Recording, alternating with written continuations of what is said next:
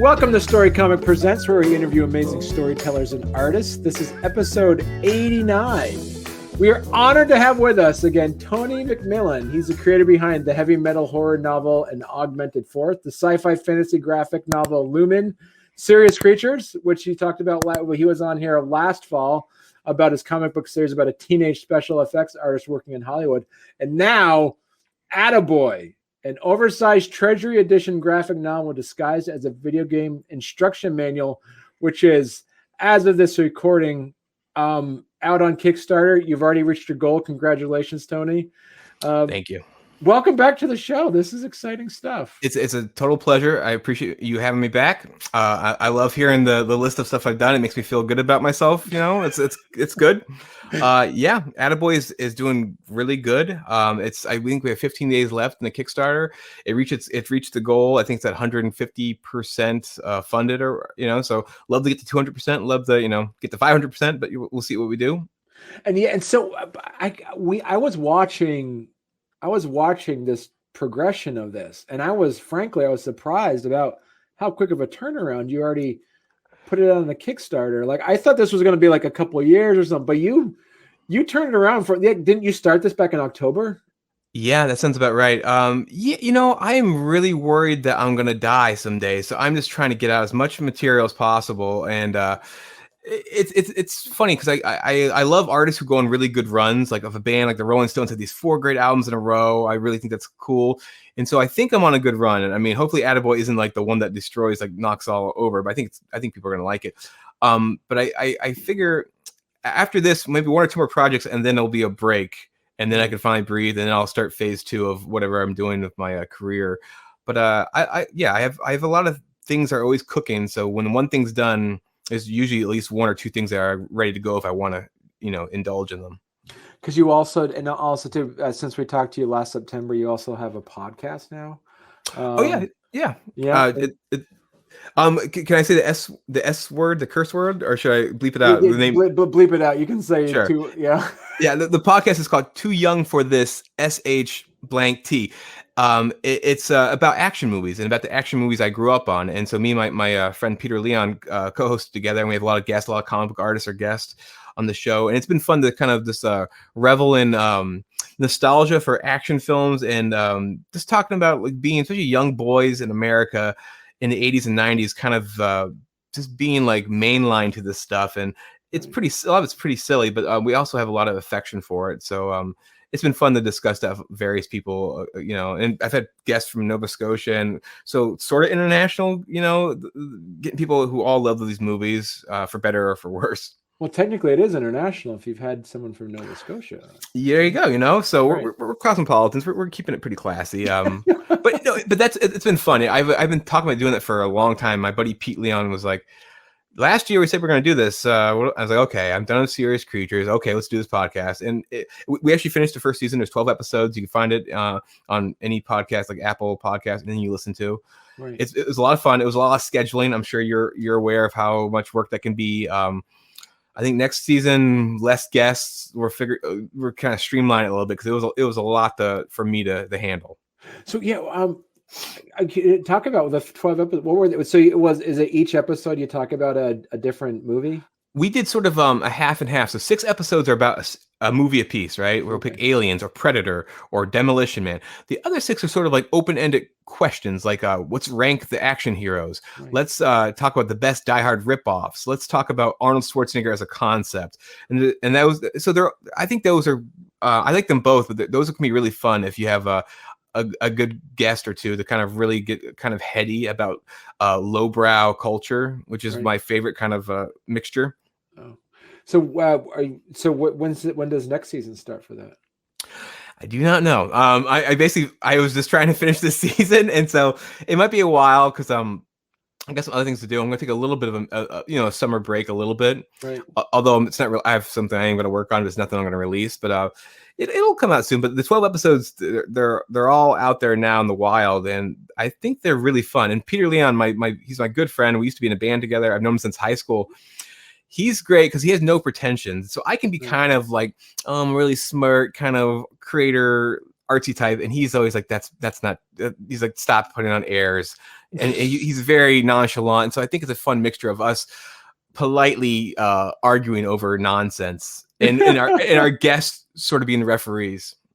Well, but if you ever talk about like Romancing the Stone or Jewel of the Nile or Firewalker, I'm your man. I'll come in and talk to you about it. I love those movies. When I was a kid, especially the first one, Jewel of the Nile. Or actually, no, the Romancing the Stone. Yeah, the alligator boots. As a kid, I always remembered that. I was like, that's the coolest. And I love Danny DeVito. Danny DeVito had a really good run in the 80s and 90s, and of course, Taxi. So as a kid, I thought he was the greatest. I just rewatched Batman Returns. I was like, oh, he's so good as Penguin.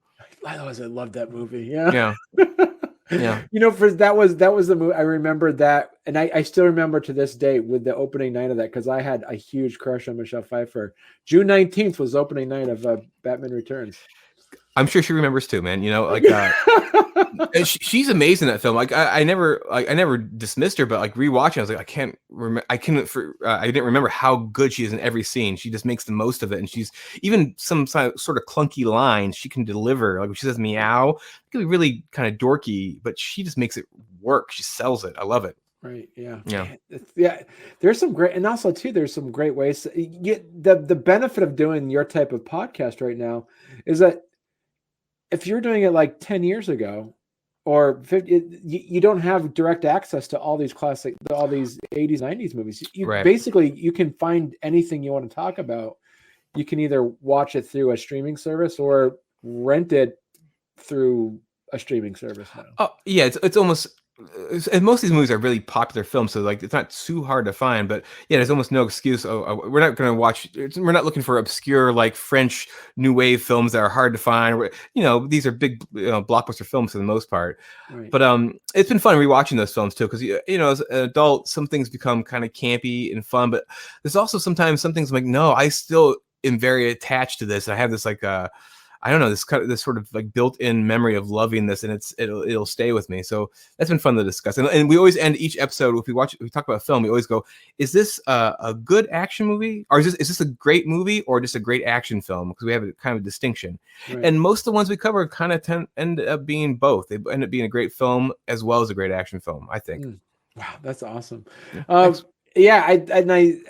I have it on there. I have it queued up too on your podcast. I'm excited. I've been waiting because ever since COVID, I haven't been able to need to drive and go to meetings and stuff like that. So I haven't been able to listen to the podcast yet, but I'm excited to listen to that stuff. It's funny. My co-host Peter Leon, like episode 3, we're talking about like the format. He's like, I don't listen to podcasts. I never listened to a podcast in my entire life. I was like, you want to be the co-host and you haven't listened to it? He's like, no. And he's like, I live in Arizona. I don't, I drive. It's like not that long to get to work. And I'm like, oh, because I live in Massachusetts. I take the subway.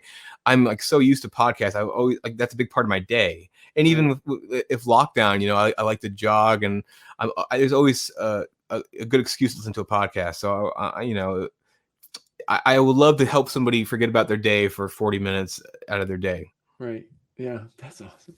And also too is like, I don't know where you get the time for all this stuff. As I say, you're working on projects.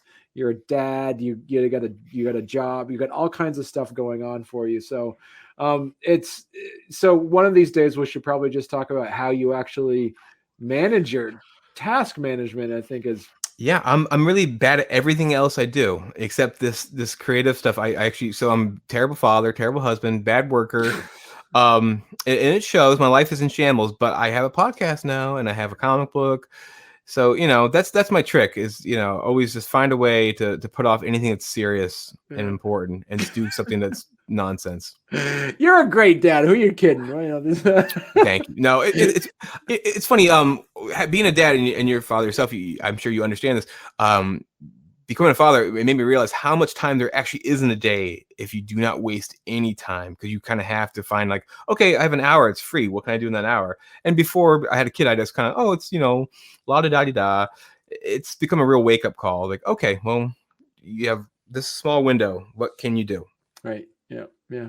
And yeah, and speaking about that too, let's just jump right in and talk about Attaboy. You Yeah. talked about Attaboy as a what'd you say? So basically you said it was based off of a video game that may or may not have existed. Yeah, and so what's fun about the book is there's almost three stories at once happening. And so one story is this is a video game I remember as a kid, and no one else seems to remember it, and so it becomes sort of a Mandela effect kind of story. Like, why doesn't anyone remember this game? Why do I remember it? And that's one aspect. And another aspect of the story is the story of the game itself, which is a little boy robot named Attaboy who loses his father, who's Dr. Atta, and he's gonna fight the evil motherboard to get kind of justice. And the third level is a really weirdly, despite all this fantastic robot sci-fi kind of action, it's a really personal story about me growing up and kind of thinking about the escapism of a child of video games and comic books and other things like that, where sort of trying to get away from some things in real life that I didn't like so much, and the good and the bad that happens if you grow up and you don't kind of ever grow out of that. And so at the same time, I think those are three different things that are happening at once, but the story can be really fun and just kind of breezy if you want it to be, and there's little nooks and crannies that are a little deeper if you want to kind of follow those rabbit holes. And so it's a really strange project. I was describing it as David Lynch's Mega Man, which I don't know if that's exactly accurate, but kind of gives you an idea of what the weird mixture of things is going to be. But you see like there's pages like it works as a video game manual in some pages where there's like just instructions and there's like character, like different bosses you fight, and there's tips and tricks, but there's also, it's a comic book adventure and there's a story there. And then some of the narration is kind of that personal edge to it. And so one of the tricks was like, I don't know any other books like this, so I don't know what to look to for examples of how to do this. So I had to kind of just carve my own path. Right. Now, so when you're talking to some people about this, have they said, oh, you, like you said, Mega Man, is there any other homages that you see from some other classic games as well? Yeah, so it's funny. Despite there's definitely a lot of Mega Man, and Mega Man is, of course, there would be no Mega Man without Astro Boy. And so and Astro Boy, is something I've always known about. I've never honestly read Astro Boy, but I'm aware of it, and I love his look and visual. But there's a lot of stuff about, like, I'm a big Zelda fan, and so when I was a kid, I had an older cousin who was playing Zelda, and the game was actually a little too complex for me. But I loved the manual because the manual is fully illustrated, and there's all these beautiful illustrations. And this is before I read The Hobbit or even watched like the movie Willow. So this is sort of my first fantasy story, was the Zelda manual. And I always thought it was a really, on its own, a cool piece of art. And so that was the biggest inspiration for Attaboy, is I was trying to capture the Zelda manual's kind of magic. It's it told a full story all on its own, even if you never played the game. And so that was one of the big things. But there's visuals that are really inspired by like Metroid. I love Metroid. It's almost all these are going to be inspired by like old Nintendo games. That's the system I grew up on. So there's some Super Mario Bros. 2, there's some Metroid, a little Contra, lots of Mega Man, and then there's other inspiration which is from comics and movies too, and other things. But the games, of course, are right there on the surface, I think. And this is was it 74 pages? Yeah, it's huge, and it's oversized too. So it's like, it's really big. But let me get you right up there. But it's near treasury size, and 74 pages. It's almost like 3 issues of a comic, or even I guess a little more. But what's great about it is, with the size of it, I could really indulge in making the art as impactful as I want it to be, like a widescreen kind of movie thing. Right. But also 74 pages, I could take my time with the actual story beats and keep it breezy, but it's just full of fun stuff, and like stuff like this. There's a lot of homages. Like that's an actual riff on Jack Kirby's Captain Victory. There's a great 2-page spread in Captain Victory, which I always loved, and so I try to do a tribute to that with stuff like that. And so there's little homages to that, and a bunch of other books I love. So what was your reasoning behind doing it as a treasury, oversized treasury size? Yeah. So the first treasury size book I ever read was probably Big Guy and Rusty the Boy Robot from Frank Miller and Jeff Darrow, Hmm. and I like that a lot. Actually, that's another boy robot.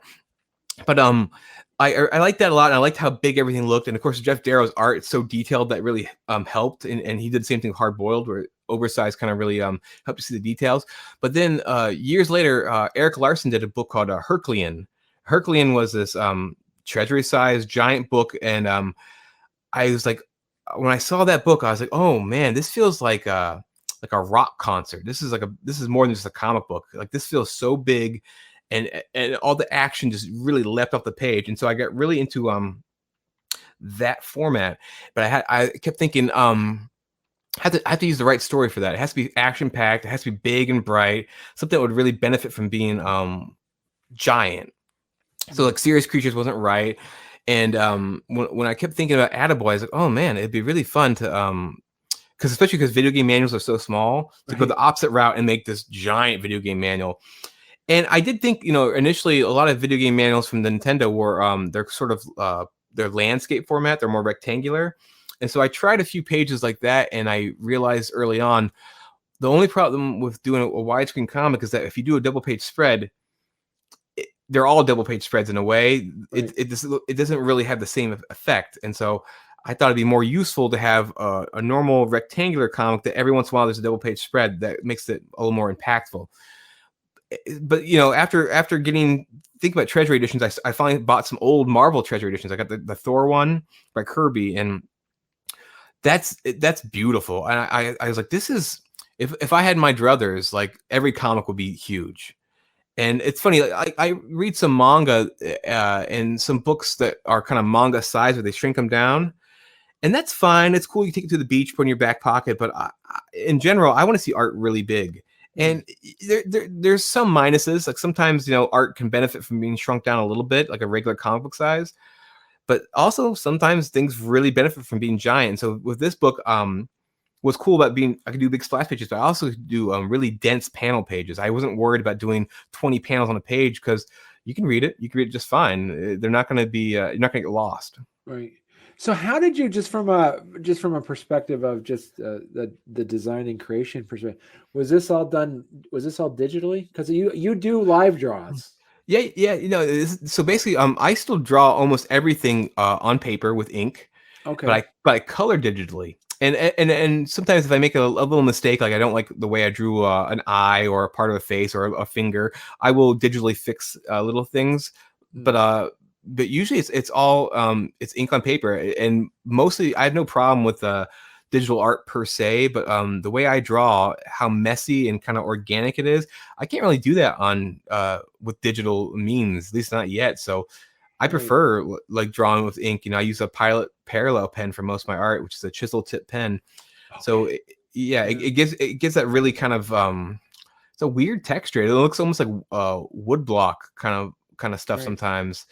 And so I really kind of I embraced being me, and I Right. think that's been the best bet I've ever taken. So like I hope that when people see these pages, if they know who I am, they go, oh, that looks like Tony. That it doesn't look like anybody else. Right. Now, because I remember, yeah, the other day I was watching one of your live streams as you're drawing, and I was fascinated just by watching you as you. It was almost like what you like. Oh, you almost had a paintbrush, but you said it's like a wide tip. Yeah, That's very it's great. And if you can fill ink cartridges, and that's something I started doing, I think about 5 or 6 years ago, using that pen, and I haven't looked back. And one of the reasons why is, I used to use like a crow quill, dip my pen and then use some paint brushes also to fill in blacks. And I what I like about this Pilot Parallel pen is that it's the only tool I need, so I don't need to mm, switch tools. And so I kind of liken it to in film, when they started using digital cameras, the one big benefit, although I think actual film does look better, but the benefit of digital cameras is that they don't have to wait for dailies. You can shoot something and then immediately go, oh, how did that look? Great, and just keep going. So you can just keep rolling. And so with me doing this, I don't ever have to pause if I don't want to. Mm. And sometimes the pause is good actually, but it also there's a flow, and it could be unbroken. I can just keep drawing with this one tool. If I need a big black smear, I can do that. If I do a fine line thing, I can do that with this pen, just using the edge of it. So it's sort of a Swiss Army knife for me, and so I think it's really helped my style, and also helped me just kind of have if I want to get into real, like, almost like a fugue state of drawing, I can just never have to stop until I run out of ink, and then I have to reload it. So I'm curious as well. I love talking about world building in a bit. Is like, do you have? I remember we talked about it when we were talking about Serious Creatures. Obviously, Serious Creatures was not connected to Lumens or any of that stuff. It was its own. It was its own world basically. Is there any Easter eggs or something for any of your Tony your Tony readers that would find in any of this? Oh yeah, I can't help myself. So what's fun too is actually in Serious Creatures, there's a guy wearing an Attaboy shirt. Oh, really? Yeah, and there's also somebody wearing an Apple Owl shirt, which is a character from Lumen. So in this one, there's a scene with Attaboy, and he has a bunch of power ups. And so one of the power ups is a little shark symbol, a triangular shark, which is from Serious Creatures. That's like the Jaws kind of shark. And then there's also an Apple Owl symbol again. And there's actually a part where Attaboy in this book says "bip," and "bip's" sort of like the catchphrase for Esteban from Lumen. And what's funny was, Serious Creatures is kind of more separate than these other two, but Right. I am thinking about doing a team up book of Attaboy and Lumen. Like, it's one of the things I've been thinking about doing a team book with those two guys and two other new characters. I've been reading old Defenders books lately. I'm like, oh, it'd be really fun to have like a weird kind of a mismatched team that doesn't really get along, that's on a bunch of adventures. So I think one of these days I'm going to pull that off. Well, what you could do is make an instruction manual, but have it based off of kind of like a Street Fighter thing, where you have all your Oh, characters. I love that. Yeah, it's funny. One of the projects I don't think I'm gonna do it, but I was gonna enlist a bunch of artists to do sort of pinups. Is like, I want to do a fighting game manual, and I was gonna call it Melee on Main Street. It's about a suburban fighting game. Mhm. So they're different people, like, the crossing guard, the mailman, the ice cream man, all these different like kind of suburban icons fighting each other. But I got so many things going on. I just never like followed through with it. But I love fighting games, and I love actually all the characters. So that's something to be really fun. What is your so with that said, how many, as a previous guest taught me this term, whips, works in progress? How many like WIPs do you have floating in there that and is there anything more we can look forward to for any of your existing IPs like Lumen or Attaboy now? Yeah, definitely. I think everyone has a million ideas. So I have a million ideas. If they're any good or if they're going to happen, who knows? But the things that I know are going to happen is that with Lumen, I want to do more Lumen. I actually have an idea called Lumen: The Lost Levels. An idea would be to do 3 or 4 issues, which are like the first, it'll be a little mini series, but the first issue will say Lumen 100, issue 159 or issue 32, and it'd be out of order, and you'll sort of get this weird sort of like, it's like when you get a bunch of back issues at a comic book shop, and you're like, this is Fantastic Four number 300, and then this is issue 17, and you're like, I don't know how this relates to each other, but so it'd be kind of fun to do a weird story like that, and have like stories that take place way in the future of what we read last time in Lumen, and then stories that take place in the past even. So that's something I've been kind of dreaming about, because I love Lumen. There's a lot more territory to kind of mark out there, but it's not going to happen anytime soon, because the next comic book is going to be Serious Creatures Volume 2, which will complete that story. So I have 6 more issues to make of that, and that's definitely going to be like if issue 1 doesn't come out by the end of this year, it's going to be the beginning of next year. But I'm really looking forward to kind of completing that story. And it's funny, doing Attaboy, part of it was doing Serious Creatures. I was like, okay, I'm kind of tired of drawing like park benches and real people and stuff, like ordinary stuff. And Attaboy was cool to go the opposite route, but now I'm kind of missing drawing normal stuff a little bit, or at least people in t-shirts and more conversational stuff. So it'd be cool to return to that. But then in between that, I had these 2 prose novels, which I wrote 3 years ago, and they've been sitting there. And so I'm going to go over them one more time, and I'm going to finally publish them. They're a connected piece. There was going to be a trilogy, but I just kind of turned it into 2 books. And that's called Higher Climbs of Fire, and that should be coming out this year. Wow. Okay. Yeah, so, and that should be really cool. I've been describing it as like it's like Mark Twain's Dune. It's like this, yeah, it's like a folk rock kind of sci-fi epic. It's like if Bob Dylan was Bob Dylan was in the middle of the Dune world or something. It's really weird. But and that's actually it's fun about that is that connects everything. So if you read that story, there's little bits of Attaboy, little bits of Lumen, little bits of Augmented Fourth. It's almost like that's like sort of the linchpin of my whole little universe, and it hasn't come out Dark yet. Tower series of the. That's exactly what I was thinking. It is exactly my Dark Tower series. Yeah. It talks about multiple universes and stuff like that, so it kind of makes sense. But I've been sitting on that for years. I think some of my best stuff, so I can't wait to get that out there. Right. But I have so many weird ideas that I hope I get them ready. But it's like I play guitar and I write songs, and a lot of times I'll make a riff and it's not ready yet. There's something cool there, but it'll be 3 years later and I finish it and I go, oh great, now it's good. I don't know what needed to happen, but it just wasn't ready yet. So there's a few things like that. Wow. Do you have that was as you're writing music? Is there any accompanying like soundtrack for Attaboy that you've written out? I did that for Augmented Fourth. I actually got a band and we recorded a couple of like Black Sabbath-esque songs. That was a lot of fun. Attaboy, to me, I have a song on the trailer which is I didn't write, which is a very 8-bit kind of video game sound. It'd be something like that, or John Carpenter kind of synth sound. But I'm not capable of doing that. But that'd be the dream. But I have another project which I might do, which is basically like a vampire werewolf story, but it's basically about Iggy Pop and David Bowie and about their Berlin years. And so that I keep thinking of songs which I could apply to that. And that's almost like a weird spiritual sequel to Augmented Fourth. Right. But I don't know if I'm going to get to that ever either.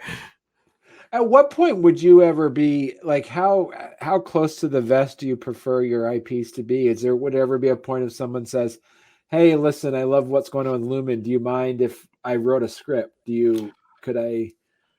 Yeah, that's interesting. I never really thought of that. With Lumen or Attaboy, it could be interesting because, I love mainstream comic book characters. And so It is kind of fun to have like, oh, this is, Michael Golden's version of the Avengers, but there's also, this guy's version of the Avengers or, whoever, or, Salvage Shimada's a version. It'd be kind of cool to see what they could do with it. So for those that kind of make sense, Serious Creatures, I think is a little more like it's good.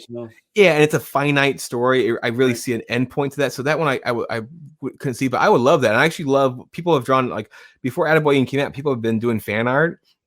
And I love it. It makes me feel so like good to see that. Like one guy, Jerome made this like little clay version of him, of Attaboy, and he had like lasers coming out of his finger. And I was like, it's just beautiful. I love it. And so, and actually I did a video real quick to show people how to draw his face, like a quick cheat, because it's a really weird triangular face with a flat head. So I was like, oh, you do it like this. This is how I do it. And no one's listened to it, but that's cooler. It's cool to see like, their visions of it. But right. And of course, if somebody like a creator who I like love, like if Michelle Fife or like Keith Giffen was like, oh, I want to do Attaboy, I'd be like, oh please, that'd be great. Like, it's probably never gonna happen, but I'll be go ahead, go for it. In fact, Frank Miller's like, yeah, I had this idea for Lumen. I'm like, whatever you want to do, man. Like, hopefully it's more Dark Knight and less Holy Terror, but whatever you want to do, I'll look at it. So let's kind of go through the pledge levels on this for you. Yeah. So first of all, you have and I think that the same pledge levels are on this side right here, correct? Yeah. Yeah. So you have the digital edition. Right. So, okay, my other question before we jump into this even further is, when you do this digital, because it's a treasury size, what DPI did you make this in? It's actually, I think it's 500. It's not 600. Because when I looked at it, I didn't see much of a difference when I zoomed in on stuff. So I was like, well, make the file shorter, make it smaller. I'll just go for that. And it's funny, like I did an art book before this with the same printer, and that book's almost like a vinyl record size. I forget what the dimensions are, and the DPI on that was only 450, and it looked fine. And the images are blown up, and so I was like, well, I can get away with not doing 600 even on big images, so I'm going to do that. So the digital edition, I think, reads great. You do miss out on the giant, rock concert event of like the print edition. But some people are into print, and that's fine with me. Also, it's cheaper for me. I don't have to ship it, so that's great. Oh yeah, the PDF version of it. Yeah. And then you have but if you for $22, and I gotta say, $22 for a 74-page treasury, full color. Yeah. Treasury size thing. That's a heck of a deal right there. Thanks for, because I was actually really concerned. I actually went to Facebook months ago to ask people if they would pay that, because I would love to get it like $15 or $12 or something. I just couldn't find a price point that made sense unless I was going to print like 4,000 of these things. I couldn't. I would just end up, it cost me a lot of money. Right. And so people, I think it is justified. It is like 3 issues of a comic. If my comics cost $5 each or $6 and it's oversized, it all kind of makes sense. But I'm a big stickler on, would I pay for this? And when I do a project, I always go, would I buy this, and would I pay the price? And eventually I was like, oh yeah, I would. Like, it's an indie book, so I accept things costing a little bit more if they're indie, because people don't have big companies behind them, and it being giant size and the full color, I was like, yeah, it's a good price. But I would love it for it to be $10 in every store in the world. I just haven't got there yet. Right. And that's kind of like your masthead one right there. That's like that's your main pledge tier right there. Yeah, and it's definitely the most popular. And I have a lot of this Kickstarter. I have a lot of new people who are buying all my books. There's a couple bundles, but there's also definitely some diehards who have bought everything else, so they don't need anything else. They just want to get the new book, and I get that. Right. And then you have here like your 47 one, and that's where you have the Serious Creatures print edition as well. Right. How many pages is in the Serious Creatures? Oh, it's like 224. It's so big. It's six issues, and some of the issues one issue is almost double size, and they all kind of run long, and there's a lot of special features in Serious Creatures, right. A lot of behind the scenes kind of stuff in the back, and there's all these different essays. So it's gigantic. In fact, when I sell out of that original print run, I'm gonna redo it without some of the back matter, some of the essays, just to make it a little shorter and a little cheaper to print. Because luckily the Kickstarter, it all worked out. But in the future, it'll make the Kickstarter version a little more special anyways. But in the future, I'll be like, just go online. You can find those essays and all the extra stuff. But this is just the story itself. But it's huge. Wow. And then for $67, so an extra $20, you get also the Serious Creatures and the Lumen print edition as well. Right, and Lumen is like, I think 120 some pages. It's 4 issues, and they're kind of big too, and so that's kind of like, if you're new to me, and so a lot of people seem to be, this is like the kind of the Tony McMillen package. This is like the starter kit. This is like all the story stuff all the comic stuff you can want from me is all together. Wow, that is awesome. Oh, and right there, and that also is an incredible deal for, if you look at page by page count and what you're getting on that. Yeah, I think so. It's one of those things, like, I'm a big Copra fan, and Michel Fife, all his issues are at least 24 pages long, single issues. And I took that to heart. It's like, well, a lot of mainstream comics are 20 pages or 22 pages. And if you go back in the day, a lot of like Silver Age stuff is shorter than that. And in the Bronze Age, there's I think Marvel did 18-page comics. And so I feel like you got to give people a little extra, a little bit more. Right. And that's good. So that's what's exciting for you when you look at it from a person who does Kickstarters. There's 12 people back that means that's 12 new readers. Yeah, exactly. And it's one of those things too. With my Kickstarters, I have yet to really, get any mainstream press that's made this thing explode. I'm doing really well, but I have a really small but really committed fan base, and so I have a lot of people who already bought the other book, so I really appreciate them getting the new book. So, but if there's 12 new people, that's amazing. I love that. Yeah, that's awesome. And then, so talk to us a bit about this. So this is also, you get the print edition, but you also get an original. Yeah, and this one, it's basically, I draw all the time, and I have some good stuff, I think. And so I'm going to, and this one, I'll pick out some original art for you. It's not commissioned. So I have some stuff I'm willing to part with that I think is really good. So you get original, and it's 11 by 14. It's ink on the paper on Bristol board. Um, and it's one of a kind. I mean, I don't draw the same thing twice, so you'll get something weird, something different, something probably unlike anything you've seen before. Hmm. And with that, you also have the ability, but here's where you can actually get a commission work, though. Right? Yeah, exactly. And I think I make a joke about how, don't feel like you shouldn't ask for Batman. I'm really good at drawing Batman. So, you think that's too common. I love drawing Batman because I find like, especially when I do like shows, sometimes people are like, oh, they're like, oh, let me think about something, you don't get usually asked to draw. And I was like, no, ask me to draw whatever I usually get asked to draw. Like, I'm good at that. So I'm like, ask me to draw RoboCop or Batman. I can do those, like, and they're going to look great. So yeah, the commission but you can do anything you want in this one. You can ask me to draw any character you can think of, and I'll do my version of it. Okay, and so you have it says that the limited supply. So you have 2 backers already on that too. That's yeah, awesome. yeah. And some of the other tiers are more limited supplies as they go on. But I think almost nothing's been used up yet. So there's definitely there's slots available. Slots available.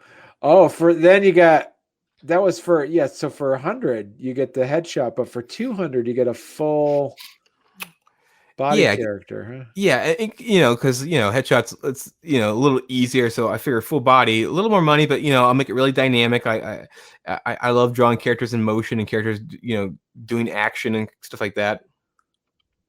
That's awesome. And then you have no, I can't remember in your previous. What did you have tiers like this in your previous Kickstarters? Yeah, these ones I did. But there is some stuff I did not do last time, which is coming up, which I'm pretty excited about. And 300. Wow. Okay.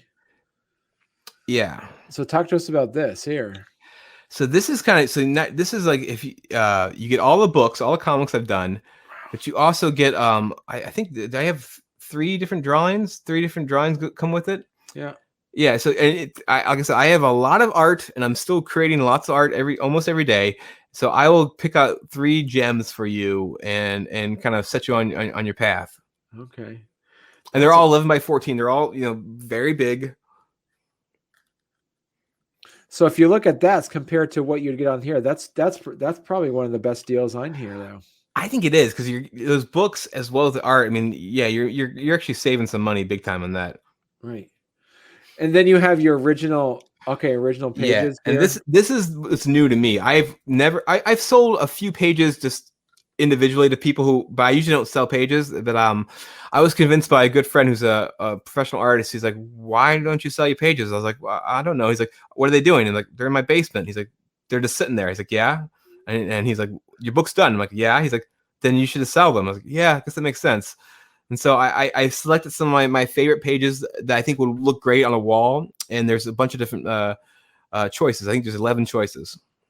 Wow. Okay. Wow. And what's cool is like, there's individual pages. They're all 11 by 17. They're all huge. And I don't clean anything up. So you get the blue pencil. You have the white out on them. You have my thumbprints. I use thumbprints for my art. So there's like thumbprint smudges, and there's also I'm also selling 2-page spreads, and there's some close-ups on some of the art, so you see like you see the raw right. kind of ore that makes comic books.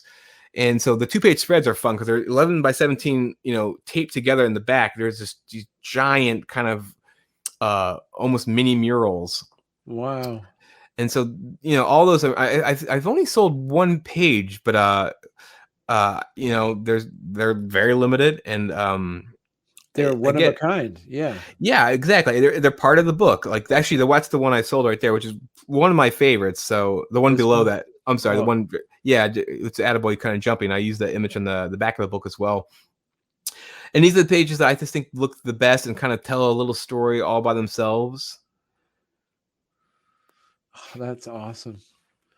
That so and so yeah. So one of your friends told you this would to do this then. Yeah, he sells. He's a professional artist. He's like, yeah, but I do make some money selling my art. And he's like, the book is done. It's been printed. So this is just collecting dust in my in his basement.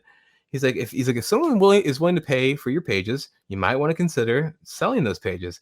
And eventually I was like, yeah, he's right. Because, part of me has this, this idea that, maybe in 5 or 10 years, it's not unfeasible that my name might be a little more known and that these pages might go for more. But at the same time, in 5 or 10 years, I'll probably be making more books. And so I could part with some of this stuff. Right. And that's one of the benefits of actually having a physical copy of your work, is that you can Right. sell that stuff. Yeah, exactly. But it's been fun, and I actually like the idea of someone, take, either putting it on their wall or looking at it. And what's cool, I always love about original art is you can see like the choices, like they're right there. There's some blue pencil Attaboy who's below the actual inked Attaboy, where I decided, no, I think he'll look better up here. And there's little things like that, which if you compare it to the original pages, you can see the changes, or you can just see, oh, he whited this out. This is supposed to be that. I love that kind of stuff. I poured over like the Dark Knight Returns artist edition, and I love seeing like all the mistakes basically, and all the cool little things you don't see on the finished page. It's really fun to see behind the curtain, I think. Right. Yeah. Wow. And so how does it, so when you do this, so I'm kind of curious about this from from a creation perspective. You draw this out, you kind of sketch it out, and then you ink it in. Scanner, or you take a photo with your phone? How does that work? Oh no, I use a scanner, and actually I learned this from Eric Larson of Savage Dragon fame. He was talking online, and because I had a smaller scanner, I was like, how do you do these giant pages? Like, oh, you use Photoshop, and there's a thing called Automate, Photo Merge. So I scan a page 4 times or sometimes 6 times. I click automate Photo Merge, and it makes it one big image, and it's seamless. Wow. And so that's what I do. And so that's been the process so far.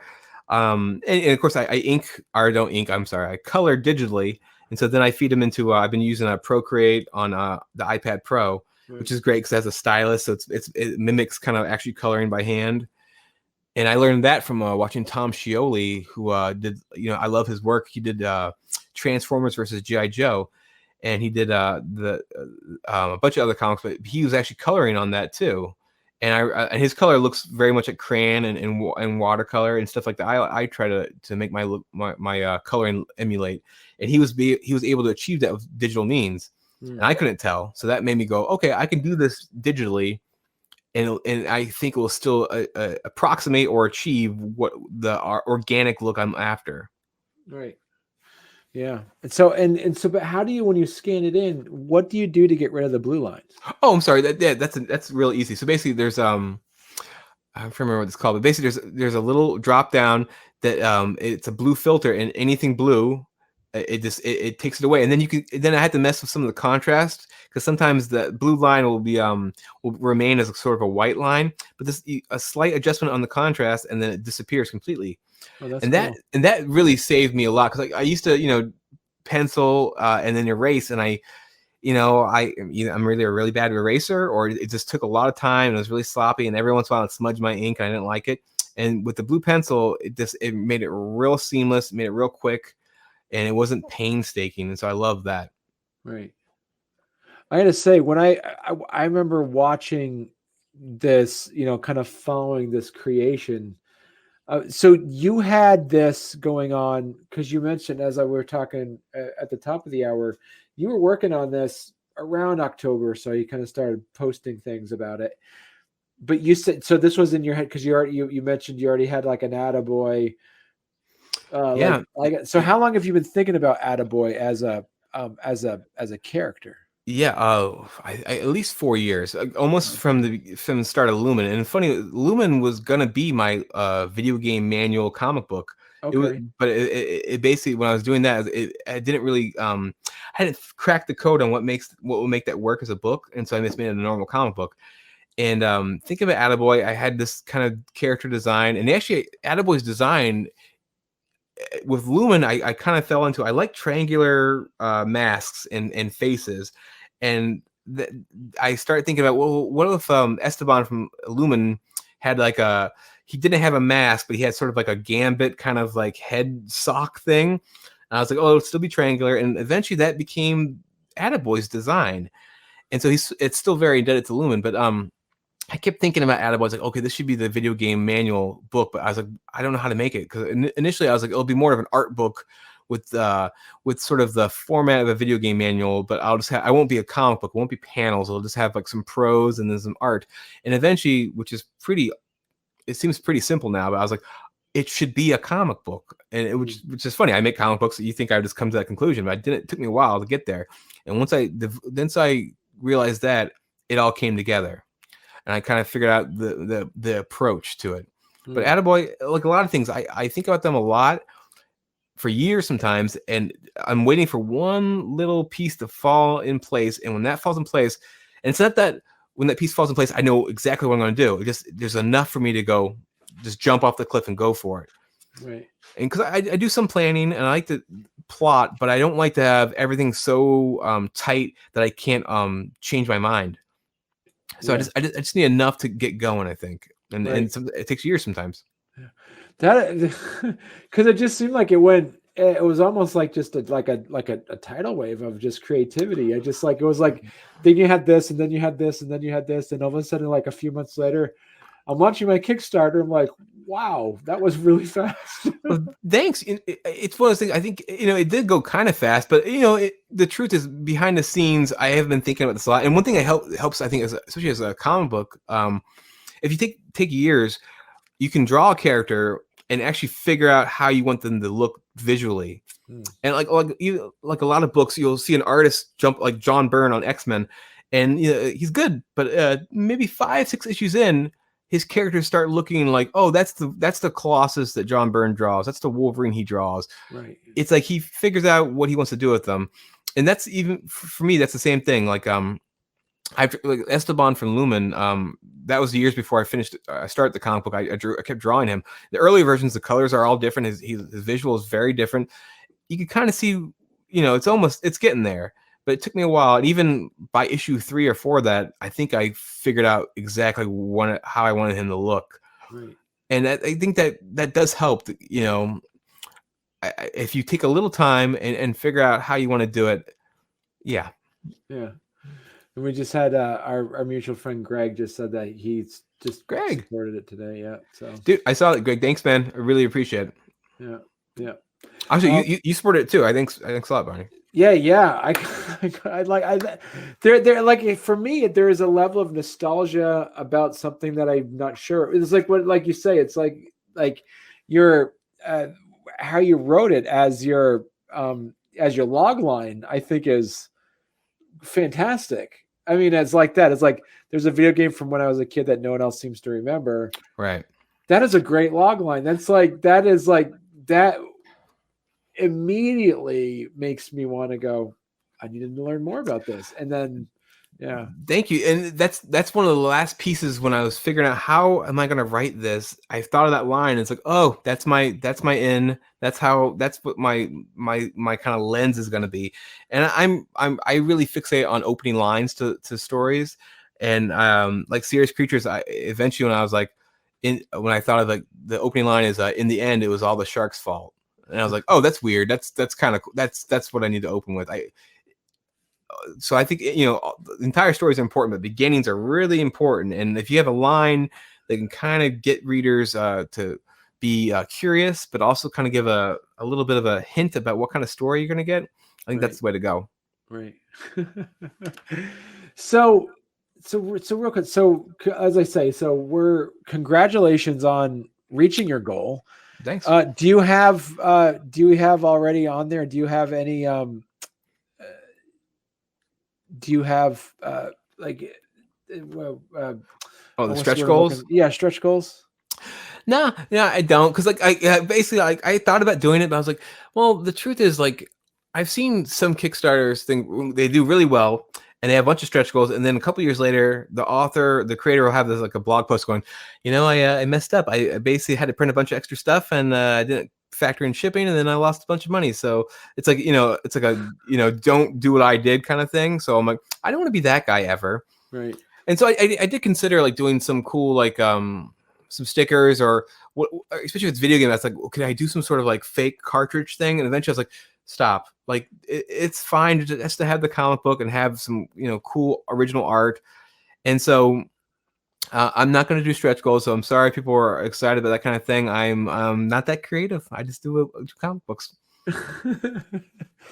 But it's good, you know. People know what they're getting. I think, which is good. It's like yeah. Well, also as a consumer, I back Kickstarters a lot, and when there's too many options, I do get kind of overwhelmed. And so I try to keep it fairly simple. There are a lot of options when it comes to original art at the end of it. But before that, it's like, you can get the book, you can get my other books, you can get some original art. I just try to keep it like, it's like when you go to a restaurant, if you have like to turn like 4 or 5 pages of a menu, that's a little bit much for me. I just like to flip it and figure out what's good on there. Right. Well, as I say, Tony, congratulations on this. This Thanks, was man. fantastic. I'm excited to check it out. I'm excited to read it. And make sure come back on again to talk about your new books that you're going to be putting out later. Thank you so much. I will definitely do that. I love being here. Again, I want to become a friend of the show. I want to earn the title. So that's the new goal. You're the friend of the show. How about that? There you go. Oh, nice. Achievement unlocked. Achievement unlocked. All right. Well, thanks again, Tony, and congratulations again on reaching your goal. Thanks, Barney. I really appreciate it.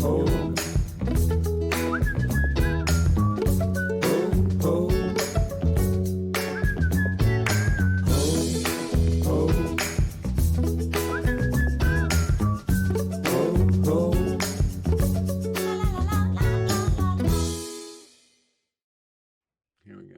And I was doing the math. You were on episode, I think it was 35 last time, and now this is, I think I got it. Yeah, episode 89 now. So. Oh, wow, man, you've been trucking along. I've been trucking along, man.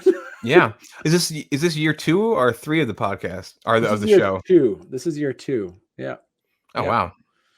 Yeah, you've been, yeah, man. And I think you're like my second or third, I can't remember, of my being on twice too. So see, I want to earn like friend of the show like next time, like